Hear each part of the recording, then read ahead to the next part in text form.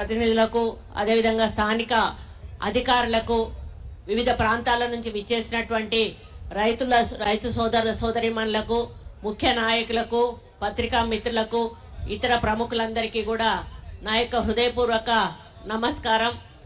దేశానికి వెన్నెముక రైతు లేనిదే రాజ్యం లేదు.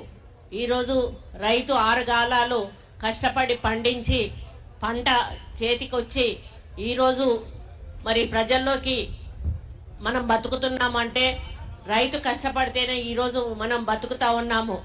ఆ రోజు రాజశేఖర్ రెడ్డి గారు ఉన్నప్పుడు మొట్టమొదట రైతు గురించి ఆలోచించినటువంటి ముఖ్యమంత్రిగా ఆయన చరిత్రలో నిలిచిపోయాడు. ఆయన ఎప్పుడు కూడా అనేవాడు, రైతు అనేవాడు ఇలా ఒకరికి దానం చేయాలి కానీ ఇట్లా చేయి జాచి అడగకూడదు అని చెప్పి పదే పదే చెప్పేవాడు. అదే పద్ధతిలో ఆయన ఆ రోజు మనకు ఉచిత కరెంట్ ఇచ్చారు, సబ్సిడీ మీద మనకు విత్తనాలు ఇచ్చారు, మీ అందరికీ కూడా గిట్టుబాటు ధర కల్పించారు. ఈ విధంగా ఆ రోజు రైతులకు ఏమేం కావాలో అన్ని అవకాశాలు కల్పించినటువంటి గొప్ప వ్యక్తి మహనీయుడు ఆ రోజు రాజశేఖర్ రెడ్డి గారు. ఆ తర్వాత వచ్చినటువంటి బీఆర్ఎస్ ప్రభుత్వం రైతులను ఏమాత్రం పట్టించుకోకపోగా ధరణి పేరిట ఒక పోర్టల్ని తీసుకొచ్చి రైతుల నోట్లో మట్టి కొట్టి మరి దాంట్లో కొన్ని లొసుగులు పెట్టి ఆ లొసుగులను వాళ్ళ అవకాశంగా తీసుకొని ఆ భూములు ఏవైతే రైతులు ఉన్నాయో మరి వాళ్ళ మనుషుల పేరు మీద రిజిస్ట్రేషన్ అయ్యేటట్టుగా పాస్ పుస్తకాలు తయారు చేసుకొని ఈరోజు అసలు రైతు పక్కకెళ్ళి ఎవరో బయట వాళ్ళు వచ్చి అనుభవిస్తున్నటువంటి సంఘటనలు కోకొల్లలు.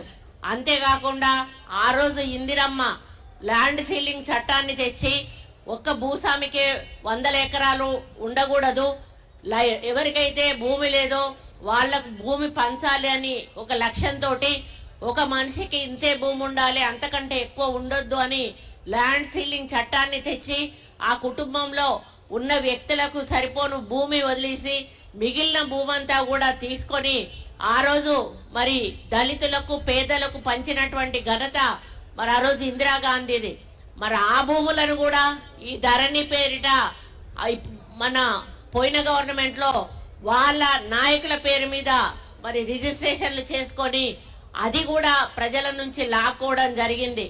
ఇకపోతే అప్పుడు దొరలు గ్రామాలలో ఉండేవాళ్ళు, ఆ దొరల భూములు కోకొల్లలు ఉండేటివి, అన్నలు బాతిన జెండాలు ఉండేవి, లేకపోతే సీలింగ్ లో పోయిన ల్యాండ్లు ఉండేవి. ఈ ధరణి వచ్చినాక దేశ విదేశాలకు పారిపోయినటువంటి దొరలందరూ కూడా మళ్ళా గ్రామాల్లోకి వచ్చి వాళ్ళ భూములను కోట్ల రూపాయలకు అమ్ముకొని మళ్ళీ పోయేటువంటి అవకాశం కేసీఆర్ కల్పించడం జరిగింది. అంటే ఇది మొత్తం ప్రక్రియ చూస్తే ఆయన ఒక రైతుల గురించి తప్పితే అందరి గురించి ఆలోచించాడు. రైతులను మోసం చేయడమే లక్ష్యంగా ధరణి పోర్టల్ని ఆయన ప్రారంభించాడు. దాని తర్వాత రైతుల్లో అంటే ప్రజల్లో గ్రామాల్లో ఎన్ని సమస్యలు మొదలయ్యాయో మీకే తెలుసు. పొద్దున్న లేస్తే రైతు అనేవాడు తనకు కనీసం ఒక గెట్టు కాడ 1 ఇంచు భూమి కదిలినా కూడా బాధపడతాడు. ఆ గెట్టు పంచాయతీ మొదలైతుంది, నా భూములకు నీ గెట్టు వచ్చింది అని. అటువంటిది ఎకరాల భూములు ఈరోజు మీ నుంచి లాక్కుంటే మీ బాధ ఎలా ఉంటుందో మరి పోయిన ప్రభుత్వానికైతే తెలియలేదు కావచ్చు, కానీ ఈ ప్రభుత్వం ఇందిరమ్మ పాలన చేస్తున్నటువంటి ప్రభుత్వం ఇందిరమ్మ రైతుల గురించి ఆలోచించినటువంటి ఆమె ఆలోచనను ఆసరాగా చేసుకుని రేవంత్ రెడ్డి గారు మన అన్న పొంగులేటి శ్రీనన్న ఇద్దరు కూడా రైతుల ఏడుపు, రైతుల కళ్ళల్లో నీళ్లు రావద్దు, వాళ్ళు కోల్పోయిన భూములన్నీ కూడా వాళ్ళ పేరిట మళ్ళీ రాసియాలి అనేటువంటి ఒక లక్ష్యంతో ఈ రోజు భూభారతి చట్టాన్ని తీసుకొచ్చి మీ కళ్ళల్లో నీళ్లు తుడిచేటువంటి ప్రయత్నం చేయడం జరుగుతూ ఉంది. ఇందులో అన్నిటికీ కూడా అవకాశం ఉంది. పోయిన దాంట్లో ఏదైనా అప్లై చేసుకుందామంటే ఎందులో అప్లై చేసుకోవాలో తెలియదు. అప్లై చేసుకున్నప్పుడల్లా 1000 రూపాయలు కట్టాలి. అది మళ్ళీ పోయి ఎంఆర్ఓ దగ్గర అడిగితే ఇది ఈ సెక్షన్ కింద కదా ఆ సెక్షన్ కింద అప్లై చేసుకోవాలంటాడు. మళ్ళా రైతు పోయి మళ్ళీ 1000 రూపాయలు కట్టి మళ్ళీ అప్లై చేసుకుంటాడు. మళ్ళా పోయే వరకు ఇది కాదు ఇంకోటి అంటారు. ఈ విధంగా వాళ్లకు పాపం ఆ పైసలు కట్టుకుంటూ ఆఫీసుల చుట్టూ మీ సేవా సెంటర్ల చుట్టూ తిరగడమే జరిగింది, కానీ ఎవ్వరికి కూడా దాంట్లో ధరణిలో న్యాయం జరగలేదు అనేది మీ అందరికీ కూడా తెలుసు. మరి ఆ విధంగా మీరు ఇబ్బంది పడ్డ పరిస్థితులను గమనించి ఈ రోజు రేవంత్ రెడ్డి గారు మరి ఈ భూభారతి అనేటువంటి ఒక గొప్ప చట్టాన్ని ఈ రోజు మనకు ఒక తల్లి లాంటి చట్టాన్ని తీసుకురావడం జరిగింది. ఇందులో ఇప్పుడే కలెక్టర్ గారు చాలా వివరంగా చెప్పారు. మీరు ఎక్కడికి వెళ్లాల్సిన అవసరం లేదు, మా అధికారుల దగ్గరికి రండి, మేమేమి సమస్యను పరిష్కారం చేస్తామని. మరి నేను ఇంకొకటి చెప్తా ఉన్నాను, దీంట్లో కొంత దళారులు తయారవుతారు. నిజంగానే ఏ కార్యక్రమం ప్రభుత్వం చేపట్టాలన్నా నిష్పక్షపాతంగా అవినీతి రహితంగా చేపట్టాలన్నా కూడా ఎవరో ఒకరు మధ్యలో ఒకరు తయారవుతారు. అటువంటి వాళ్ళు దీన్ని భ్రష్టు పట్టించే కార్యక్రమం స్టార్ట్ చేస్తారు.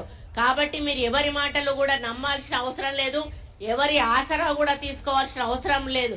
మీరు డైరెక్ట్ గా ఎంఆర్ఓ ఆఫీస్కి వస్తే మీకు కావలసిన విధంగా వాటిని ఏ విధంగా మార్చాలో వాళ్లే చెప్తారు, వాళ్లే చేస్తారు. మళ్ళీ మీ చేతికి మీ పట్టా పాస్ పుస్తకాన్ని ఇవ్వడం జరుగుతుంది అనే విషయాన్ని కూడా నేను ఈ సందర్భంగా విజ్ఞప్తి చేస్తా ఉన్నాను.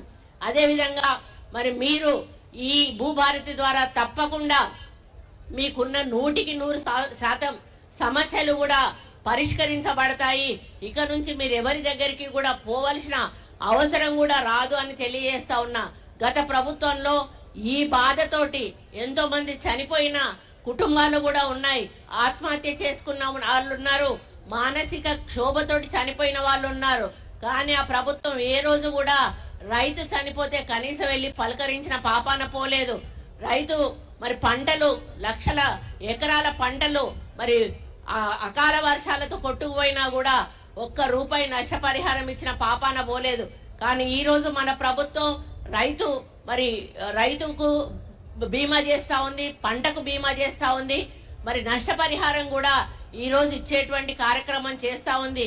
ఈ విధంగా రైతును రాజును చేయాలనేటువంటి ఒక లక్ష్యంతో రేవంత్ రెడ్డి గారి నాయకత్వంలో మరి మనం ముందుకెళ్తున్న సందర్భంలో మరి అధికారుల పాత్ర చాలా పెద్దది. ఇది మేము చట్టాలనైతే చేయగలుగుతాం కానీ అమలు చేయాల్సింది స్థానిక అధికారులు.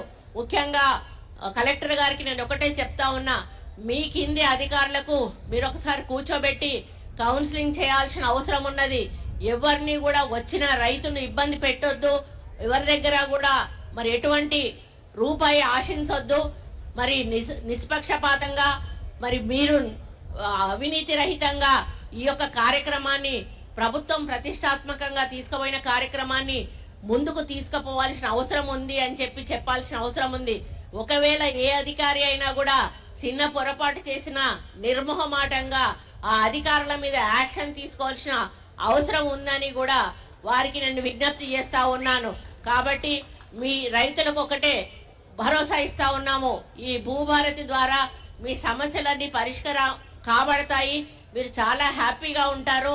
ఇక రాబోయే రోజుల్లో ఎటువంటి పంచాయతీలు కూడా ఉండవు, మీ భూమి మీకు దక్కుతుంది. కాబట్టి ఇటువంటి గొప్ప అవకాశం కల్పించిన మన ముఖ్యమంత్రి గారికి మనం సదా రుణపడి ఉండాలి, మన రెవెన్యూ శాఖ మంత్రి గారికి కూడా మనము రుణపడి ఉండాలి అని తెలియజేస్తూ మరి అన్న చేస్తున్న ఈ కార్యక్రమానికి మనందరం కూడా వెంట నడిచి మరి ఇది సక్సెస్ఫుల్ గా ముందుకెళ్లాలని కోరుకోవాలని మీ అందరికీ కూడా విజ్ఞప్తి చేస్తూ ఇక్కడ వచ్చిన రైతులందరికీ కూడా శుభాకాంక్షలు తెలియజేస్తా ఉన్నాను.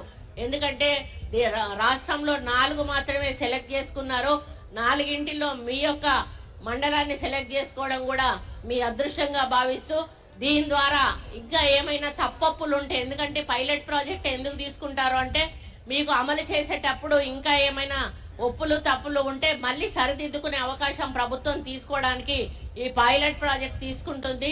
కాబట్టి ఈ పైలట్ ప్రాజెక్ట్ ద్వారా మీకు న్యాయం జరగాలి, రాష్ట్రంలో ఉన్న ప్రతి రైతుకు కూడా న్యాయం జరగాలి అని కోరుకుంటూ మరి ఇప్పుడు మనం ప్రభుత్వం కూడా పంటలకు కూడా బోనస్ ఇవ్వడము మరి అధికంగా మనం లబ్ధి పొందడం జరిగింది.